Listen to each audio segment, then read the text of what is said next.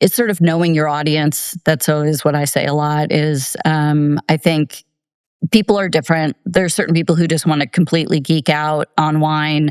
There's certain people who are new to wine and they just want more of a fun experience. So I think that's one of the things that I always would tell my team is sort of, know your audience, get to know people at the beginning of a tasting and better understand what they're looking for.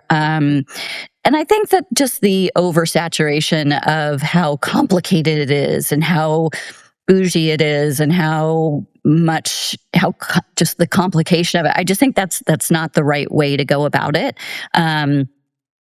Certainly for certain people who want to better understand the whole process of winemaking, from the vineyard management all the way through the barrel regimen to the, great, that's fine. But I think for the majority of people, let's keep it fun and approachable versus complicated.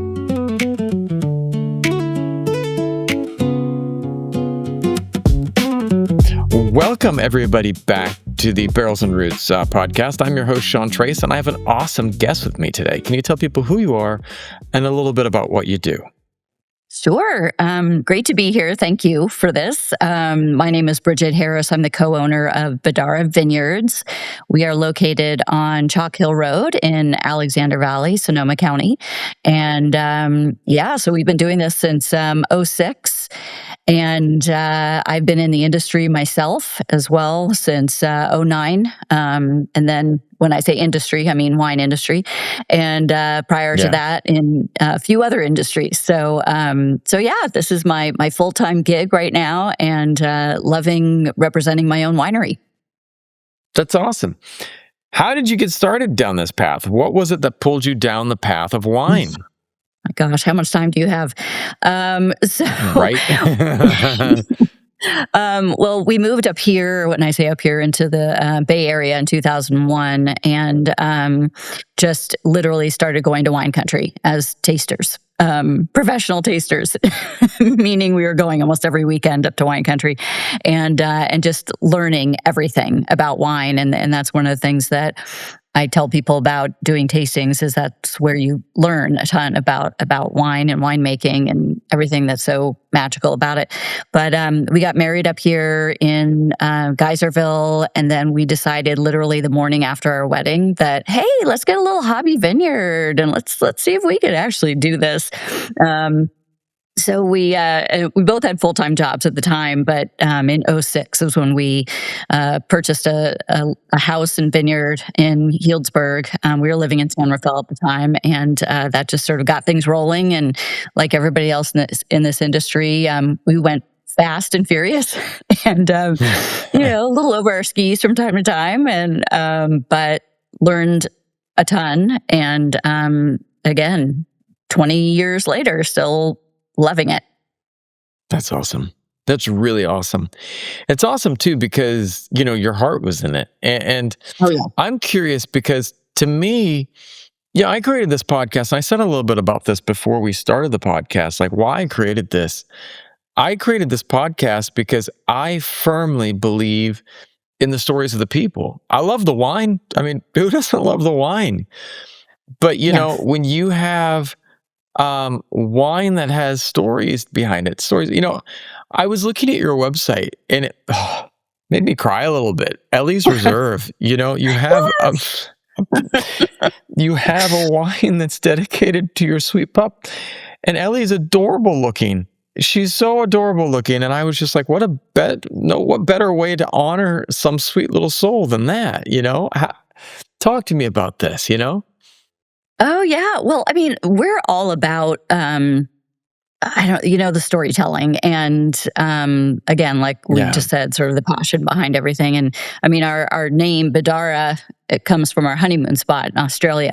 So when we started our wine brand, we were like, what do we call ourselves? And Harris is our last name. We didn't think that was very exciting, Harris Family Vineyards. So came up with Bedarra. And it's fun because when we tell people the story about it, they really, really love it. And because it's part of our heart. It's, not only the wine, but our story and relationship and all the rest of it. And then the Ellies actually came from the same place, which is we wanted our first reserve wine, reserve Cabernet Sauvignon, to be super special and to have a story behind it.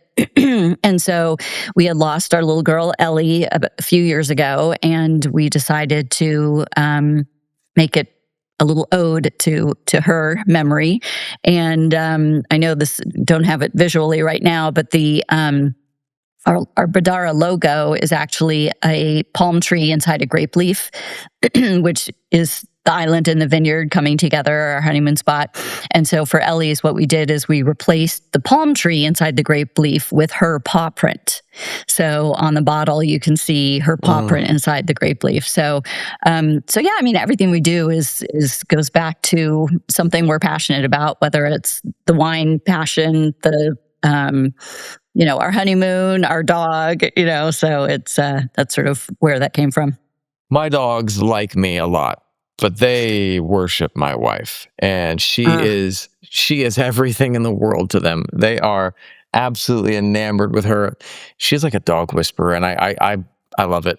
I love her to pieces, and my dogs love her so much. But coming back to your wine, I mean, I love the story. And I mean, I love the fact that you, even on your website, you have a picture of like your team is you, your husband, and your new pup. Like that to me, that's the type of stuff. Like I wanted to comment on that because like one of the things that I think, I work in marketing. I help some wineries with marketing. And when people tell me stories, I was like, this is the story you want to tell. Like I don't need the drone shots.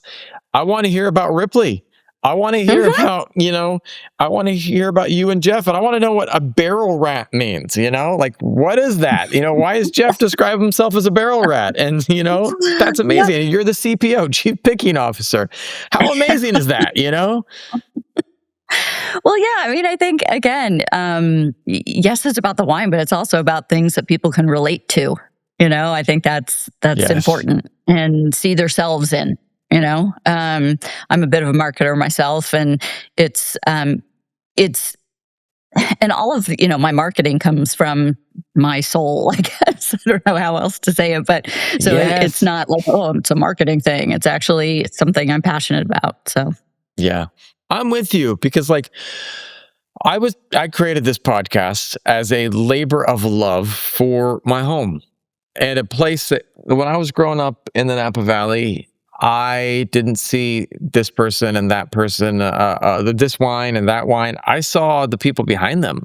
I saw the winemaker. Like he would show up every day at the same swimming pool I'd go to, and we'd swim at the same place, and then, he would also be the guy creating this absolutely amazing wine. And what I remember was that most of these people are not they're farmers. They're people that love the land. They're people that are grounded in that relationship with the land.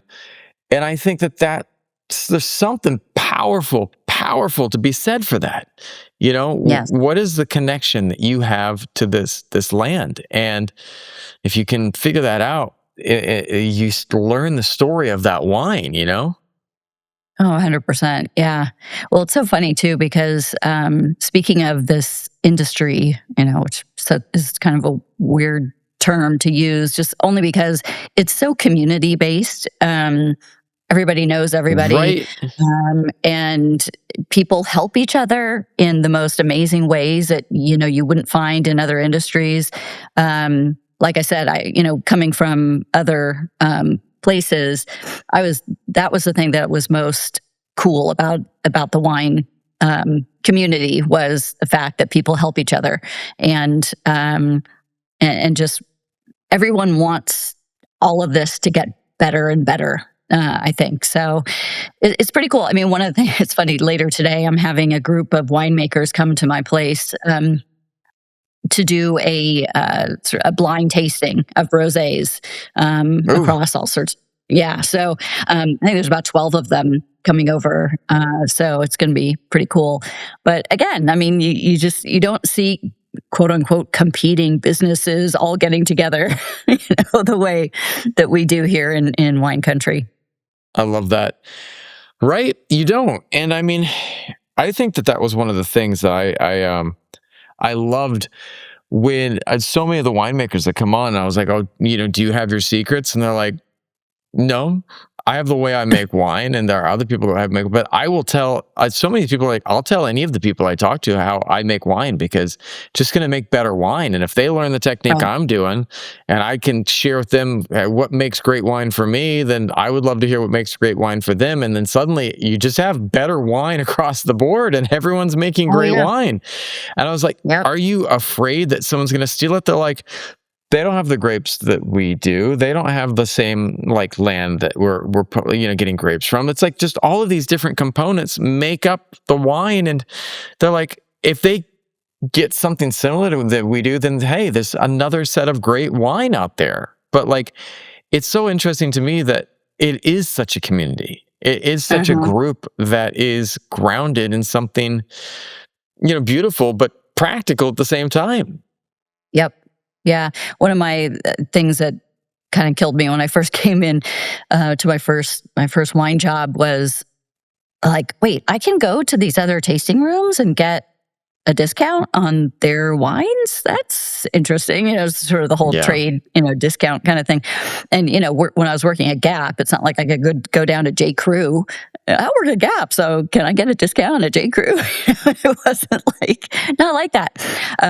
So I mean, just another example of how we all work together and help each other.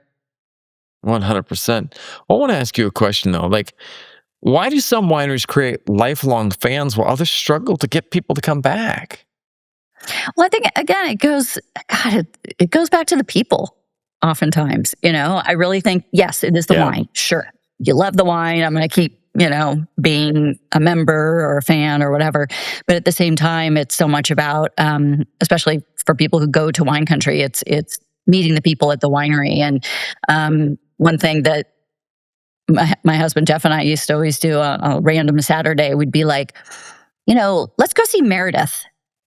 And Meredith was at Bennett Lane. Mm. It wasn't like, let's go to Bennett Lane. It was, let's go see Meredith, who works at Bennett Lane. So, I mean, so much of it is those relationships that you do, really hold and hug, as working in a winery. It's the relationships with your fans, with your members, with, neighbors. It's all of that. And if you can keep those relationships going, that's gonna help you hold on to those fans. Yeah, that's so true. I want to ask you another question too, because, what have you learned about wine drinkers that most people in wine industry completely miss? Um, I mean, again, I think it comes back to it's sort of knowing your audience. That's always what I say a lot. Is I think people are different. There's certain people who just want to completely geek out on wine. There's certain people who are new to wine and they just want more of a fun experience. So I think that's one of the things that I always would tell my team is sort of, know your audience, get to know people at the beginning of a tasting and better understand what they're looking for. And I think that just the oversaturation of how complicated it is and how bougie it is and just the complication of it. I just think that's not the right way to go about it.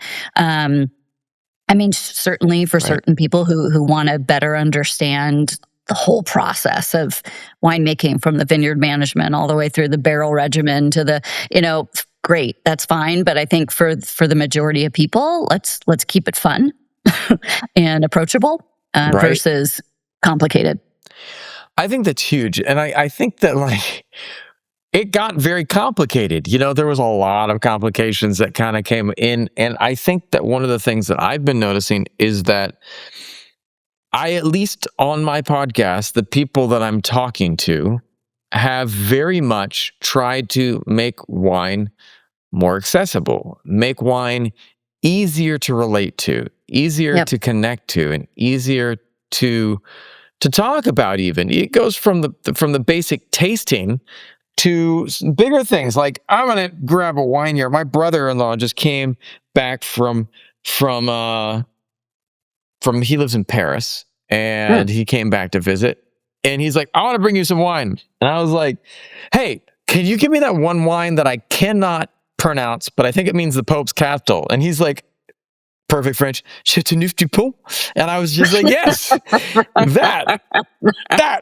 I've never had it, but everyone on my wine is like, well, the most amazing wine that I've ever had was a Chateauneuf du Pot. And I was just like, oh, first of all, you said it the right way.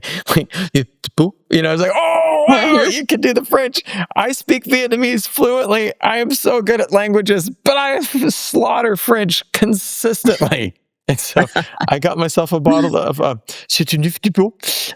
Very so nice. I'm extremely happy about that. But like, the idea that it's okay to not be able to say something. I have the hardest time with the word terroir. I can't say it correctly. Terroir.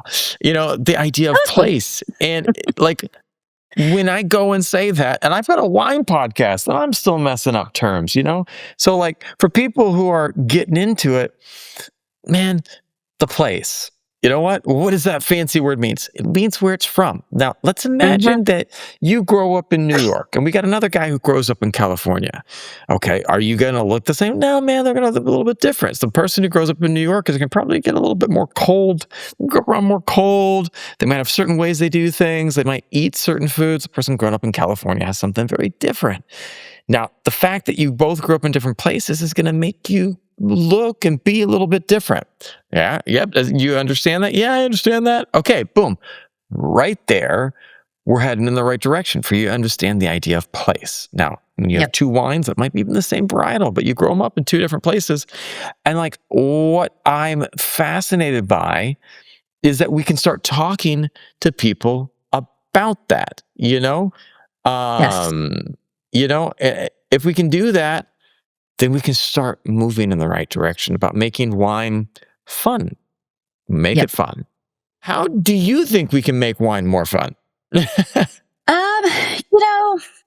I think that it does go back to certainly from a tasting experience. I think we need to rethink that. And I think a lot of wineries are doing this. They're trying to create more events, more communal type of things. I think, unfortunately, COVID kind of hurt that a lot for obvious reasons. I mean, it was, it used to be belly up to the bar and meet the person from Alabama next to you and talk to them, and maybe they'll sell you on becoming a club member or whatever, And then COVID happened, everything was separated. I mean, everyone was doing a little bit of this, separate table, wine and food pairings and all that kind of thing. And I think people, again, I keep going back to meet people where they are. So if someone wants to come in and do a hour and a half, 2 hour tasting, food and wine pairing, fine. But if, there's other people who want to just like go up to the bar, do a quick tasting, meet people next to them, that's great.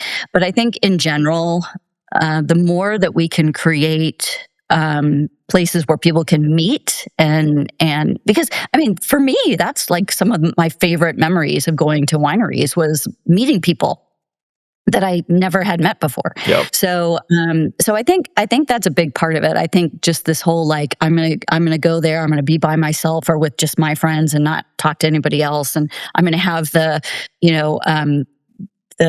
Som or whoever come and sit with me for an hour and a half. Like, no, it needs to be environments where people are kind of greeting each other and meeting each other. And I think, not to get too like big picture, but that's something that we're dealing with as a whole society right now is everyone being sort of separated and not learning how to talk to each other. And, so, and that's what wine is. Wine is about like people enjoying something together, whether it's over dinner or at a tasting room or at a party, whatever. But I just think that's a very long-winded way of saying, like, I think it needs to be more about people coming together. I agree. And I think that at the end of the day, so many of our world problems would be solved if we could just come together, talk, look at each other, hear each other's stories. Because I mean, I don't know if there's any other way to bridge the gap. Like, you can't shut down, you can't stop talking. I recently had a challenge with a person who shut down, and I don't know how to fix that. I don't know if any of us know how to fix some of these problems that we encounter in our lives, but I do know that if we can find a time and a way to sit down and have open communication, it definitely can make things better, you know? And Yeah. I think that that's a step-by-step process. But I want to Oh, ask you yeah. this too. Um, Go ahead, go ahead. Well, I was going to say I think the other thing at wineries too is, and some people are doing this, is I don't know the term gamification, but like, just creating opportunities for people to kind of play together, I think is kind of cool. And yes, bocce has been a thing for a little while, but I mean, other ways that we can, and some people do like trivia nights and things like that, which I think are very fun. But so that type of idea. I love that. And one of the things too is like, I'm fascinated by the gamification of one thing. I'm talking to a guy that's really cool this week, and he used to work for Mr. Beast. He used to be his head of production, but he has now since left, and I think Mr. Beast is involved with it. But they're Mm. creating a board game restaurant and kind of like bar thing that it's family friendly, that you can go and just play board games, and they sell great Ah, board games, and you can go and play board games there, because at the end yeah. of the day, man, it's fun. I mean, give me a great glass of Chateauneuf-du-Pape and, and some board games, and I will be extremely happy, or, Oh, yeah. probably prefer my, something from my own hometown. But, give me something and give me people, because I think at the end of the day, that's where it's at. Hmm.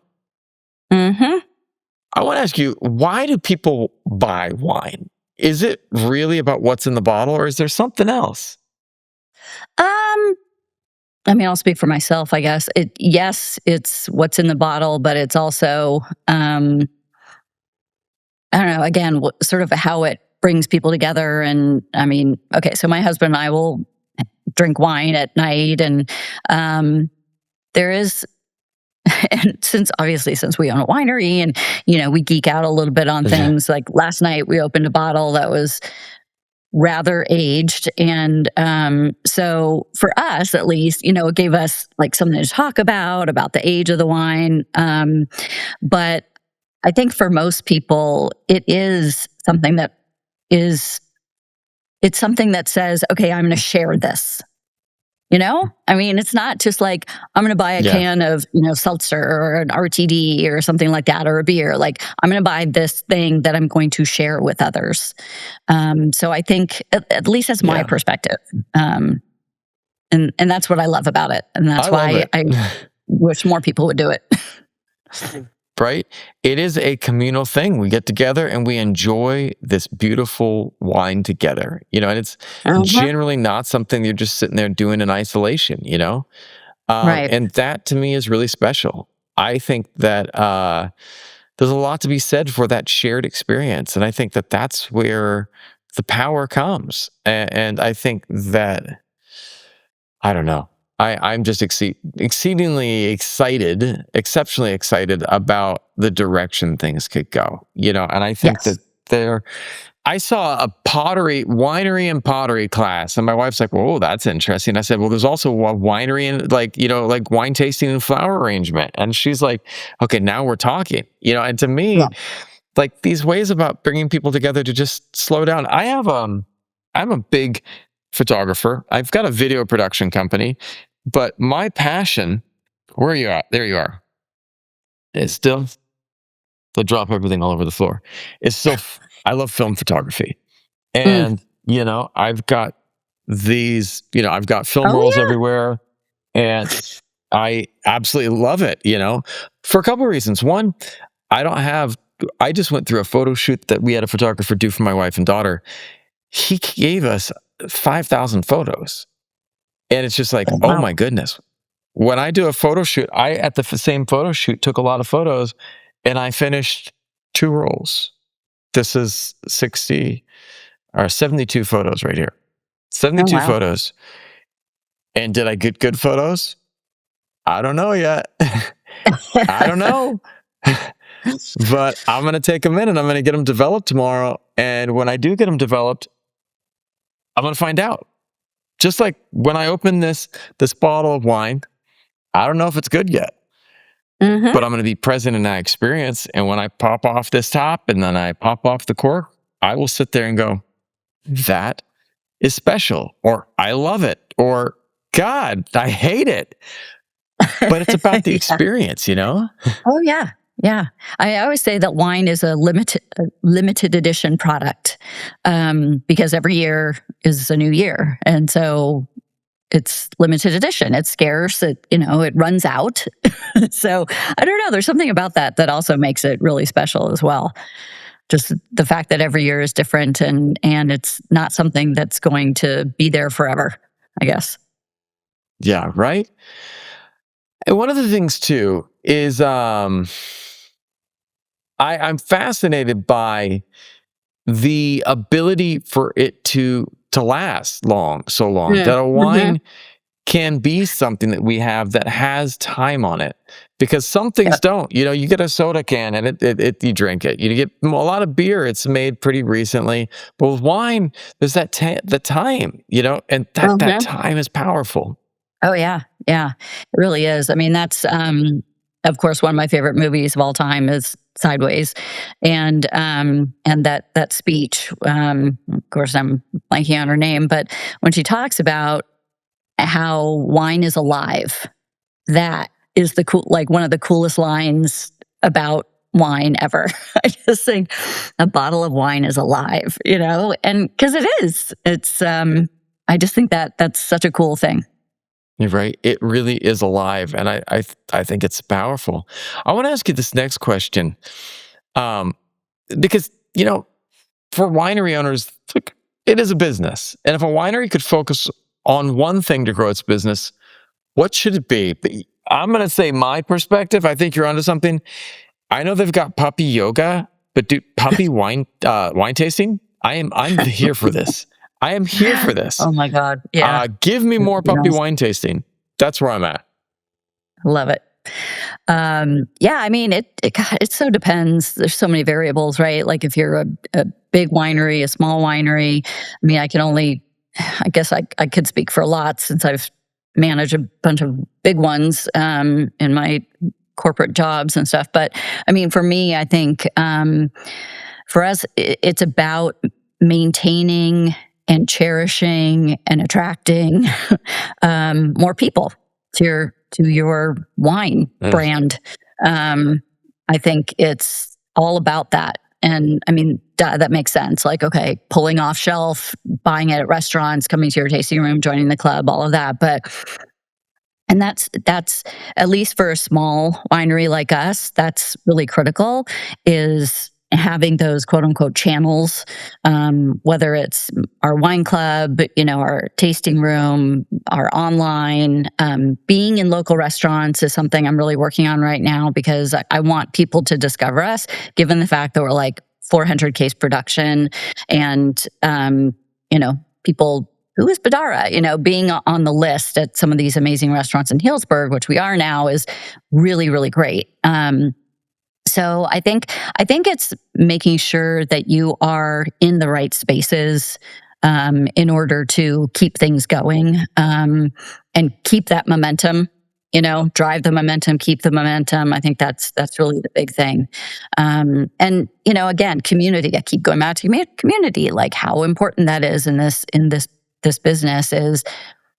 Making sure you're in front of the somms at the various restaurants, making sure that you're touching your club members frequently. All of those things. It's so much about relationship is really the big thing. I love that. I think it is about relationships, and I think it's about how can you build those and strengthen those and keep growing them, because at the end of the day, it's not one thing. It's not just one thing. It's all of the things that make the big difference. Oh, yeah. Well, and the other thing I would just chime in on is the fact that it's kind of competitive. I mean, we're all helping each other and everything else, but there's a lot of wine brands out there. And especially when you're in quote unquote wine country, we being little Bedarra, we're like surrounded by so many big names and all the rest of it. So it's even more important that you stand out in a unique way, and keep those relationships going. I 100% agree. And it's wild that,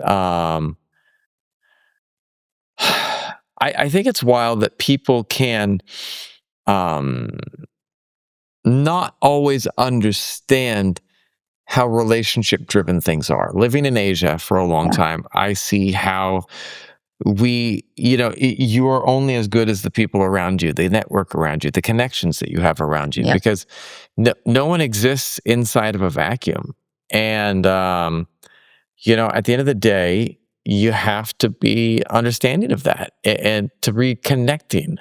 But Mm-hmm. I'm fascinated because you worked at some big companies like Disney and Gap and Yep. major retail brands. What lessons from companies like that do you wish more wineries understood?